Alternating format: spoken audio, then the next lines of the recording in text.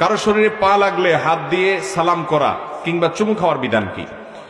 আমাদের সমাজে এই কালচারটা ব্যাপকভাবে প্রচলিত আছে। ধরেন আপনি বসে আছেন, আমি যাচ্ছি আপনাকে ডিঙ্গিয়ে, তো যাওয়ার সময় আপনার গায়ের সাথে আমার পাটা লেগে গেল, তখন আমরা কি করি? হাত দিয়ে টাচ করে বলি সরি, ঠিক না বে ঠিক?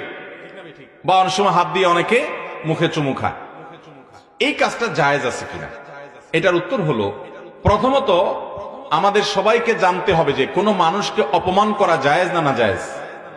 কোন মানুষকে অসম্মান করা ইসলামে জায়েজ আছে না জায়েজ? নবী করিম সাল্লাল্লাহু আলাইহি ওয়াসাল্লাম বিদায় হজের ভাষণে বলেছেন, তোমাদের প্রত্যেকের ইজ্জত সম্মানকে হারাম করা হয়েছে, অর্থাৎ এটা নষ্ট করতে পারে না কেউ। হারাম মানে সম্মানিত করা হয়েছে, এটাকে কেউ নষ্ট করার অধিকার নাই।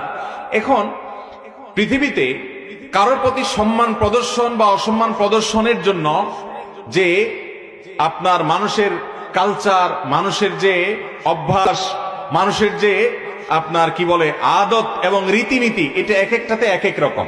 যেমন ধরুন আরাবিয়ানদের মধ্যে এখনো, আপনি সৌদি আরবে যান, মিশরে যান, কাতারে যান, আরাবিয়ানদের মধ্যে একটা কালচার আছে যে কেউ হয়তো ঘুমায় আছে, মনে করেন শুয়ে আছে, তাকে ডাকবে, বা বসে আছে তাকে ডাকবে।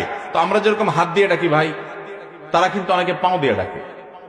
এটাকে তারা দোষের কিছু মনে করে না, এটা তাদের কালচার, যে তাদের এখানে পাও লাগলে তারা এটাকে অপমান মনে।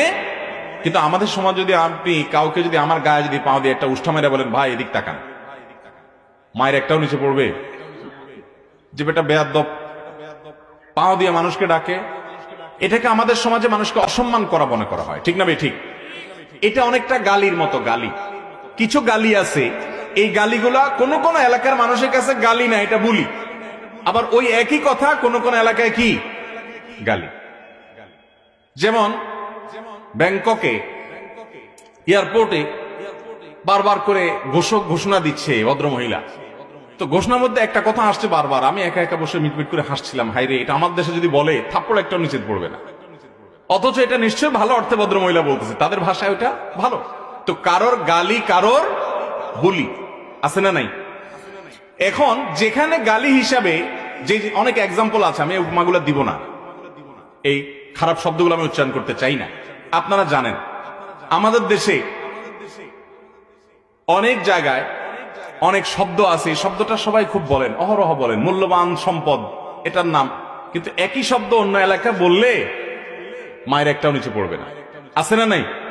শব্দের কথা আমি আর বললাম না।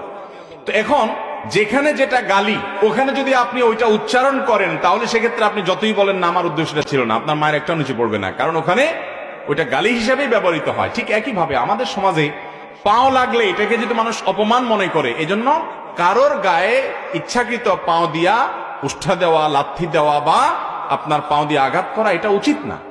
কিন্তু যদি অনিচ্ছাকৃতভাবে লেগে যায়, তাহলে ভদ্রলোক মনে করতে